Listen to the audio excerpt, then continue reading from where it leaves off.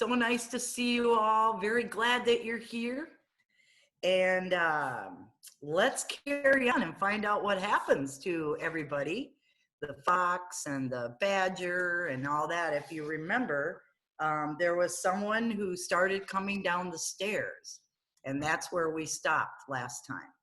So, chapter 16, The Woman. Quick, said Mr. Fox. Hide. He and Badger and the smallest fox jumped up onto a shelf and crouched behind a row of big cider jars. Peering around the jars, they saw a huge woman coming down into the cellar. At the foot of the steps, the woman paused, looking left and right. And then she turned and headed straight for the place where Mr. Fox and Badger and the smallest fox were hiding. She stopped right in front of them. The only thing between her and them was a row of cider jars. She was so close, Mr. Fox could hear the sound of her breathing. Peeping through the crack between two bottles, he noticed that she carried a big rolling pin in one hand.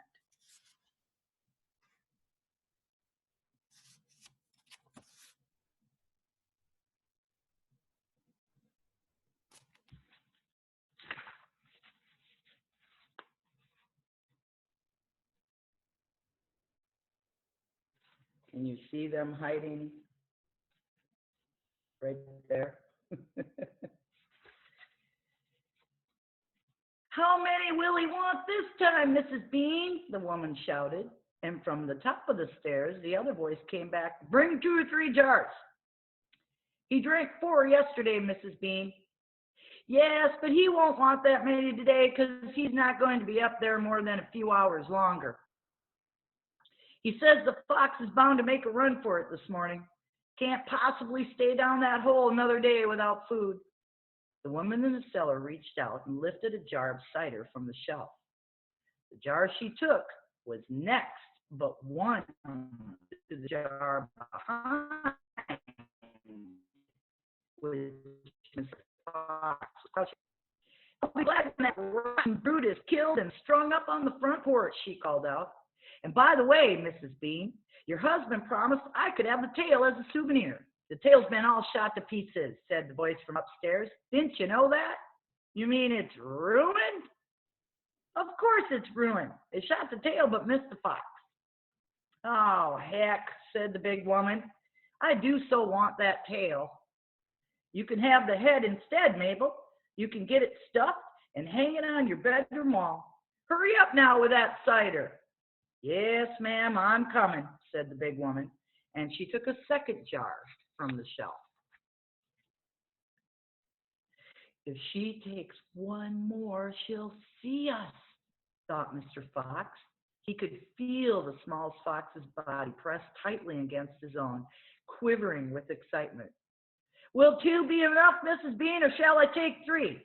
My goodness, Mabel, I don't care as long as you get a move on. And 2 it is, said the huge woman, speaking to herself now. He drinks too much anyway. Carrying a jar in each hand and with the rolling pin tucked under her one arm, she walked across the cellar. At the foot of the steps, she paused and looked around, sniffing the air. There's rats down here again, Mrs. Bean. I can smell them. Then poison them, woman, poison them. You know where the poison's kept. Yes, ma'am, Mabel said. She climbed slowly out of sight up the steps. The door slammed. Quick, said Mr. Fox. Grab a jar and run for it. Rat stood on his high shelf and shrieked. What did I tell you? You nearly got us, ma'am, didn't you? You nearly gave the game away. You keep out of here from now on. I don't want you around. This is my place. You, Mr. Fox, said Mr. Fox, are going to be poisoned. Poppycock, said Rat. I sit up here and watch her putting the stuff down. She'll never get me. Mr. Fox and Badger and the smallest fox ran across the cellar, clutching a gallon jar each. Goodbye, rat, they called out as they disappeared through the hole in the wall. Thanks for the lovely cider. Thieves, shrieked Rat. Robbers, bandits, burglars.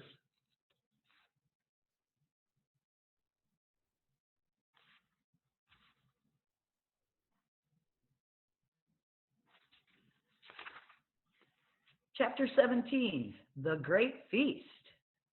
Back in the tunnel, they paused so that Mr. Fox could brick up the hole in the wall. He was humming to himself as he put the bricks back in place. Mm-hmm. I can still taste that glorious cider, he said. What an impudent fellow Rat is. He has bad manners, Badger said. All rats have bad manners. I never met a polite rat yet.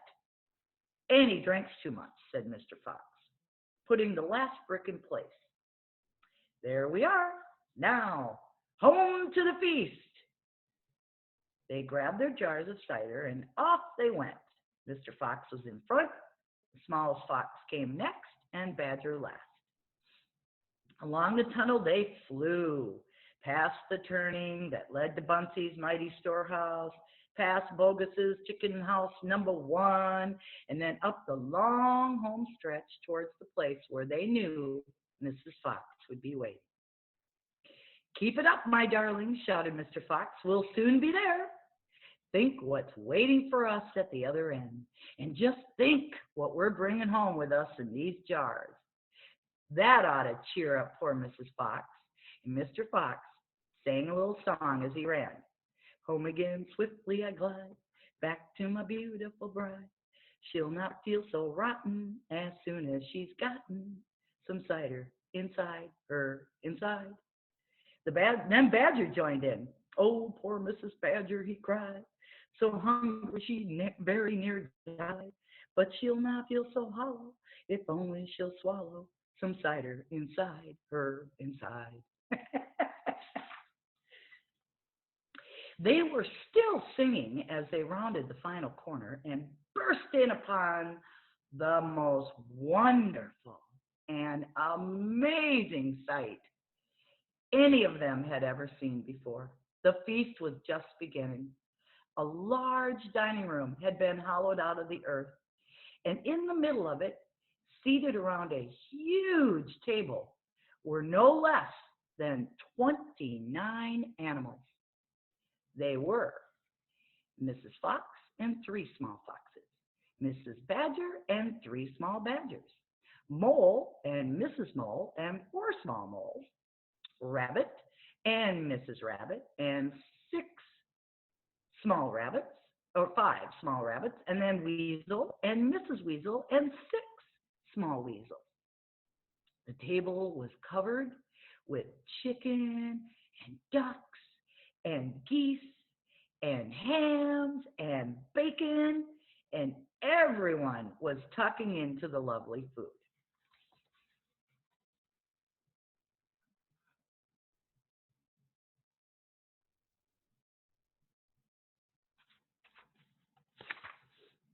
My darling, cried Mrs. Fox, jumping up and hugging Mr. Fox. We couldn't wait. Please forgive us. Then she hugged the smallest fox of all, and Mrs. Badger hugged Badger, and everyone hugged everyone else. Amid shouts of joy, the great jars of cider were placed upon the table, and Mr. Fox and Badger and the smallest fox sat down with the others. You must remember, no one had eaten a thing for several days. They were ravenous. So, for a while, there was no conversation at all. There was only the sound of crunching and chewing as the animals attacked the succulent food. At last, Badger stood up. He raised his glass of cider and called out, "A toast! I want you all to stand and drink a toast to our dear friend who has saved our lives this day, Mr. Fox." "To Mr. Fox," they all shouted, standing up and raising their glasses. "To Mr. Fox, long may he live." Then Mrs. Fox got shyly to her feet and said, "I don't want to make a speech. I just want to say one thing, and it is this. My husband is a fantastic fox, Everyone clapped and cheered. Then Mr. Fox himself stood up. This delicious meal, he began. Then he stopped. In the silence that followed, he let fly a tremendous belch. There was laughter and more clapping. This delicious meal, my friends, he went on, is by courtesy of Messrs. Bogus, Bunsey, and Bean. More cheering and laughing. And I hope you have enjoyed it as much as I have. He let fly another colossal belch. Better out than in, said Badger. Oh, wait.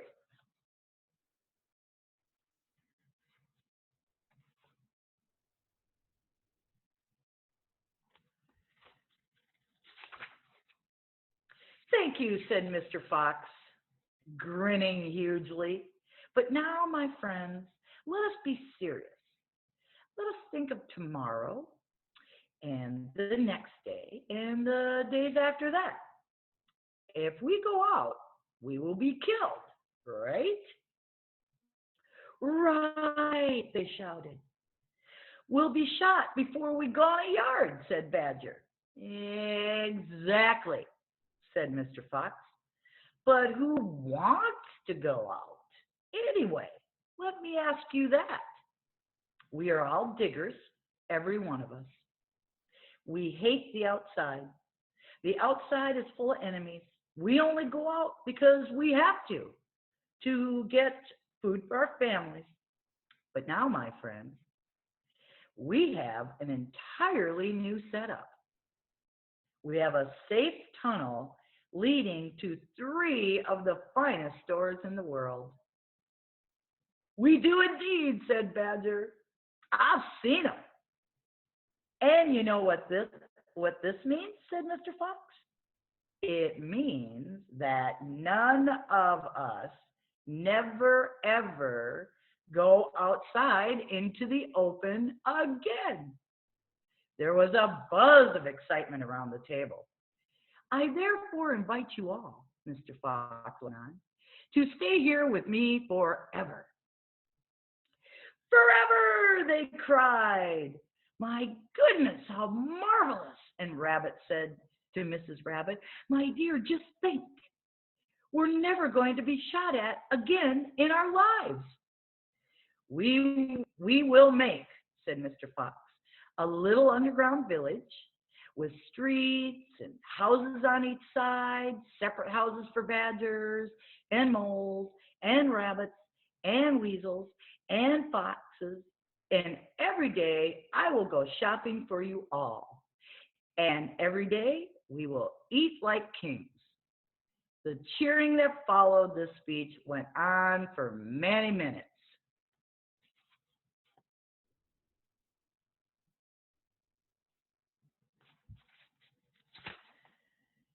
Chapter 18, Still Waiting. Outside the fox's hole, Bogus and Bunsey and Bean sat beside their tents with their guns on their laps. It was beginning to rain. Water was trickling down the necks of the 3 men and into their shoes. He won't stay down there much longer, Bogus said. The brute must be famished, Bunsey said. That's right, Bean said. He'll be making a dash for it any moment. Keep your guns handy. They sat there by the hole, waiting for the fox to come out. And as far as I know, they're still waiting.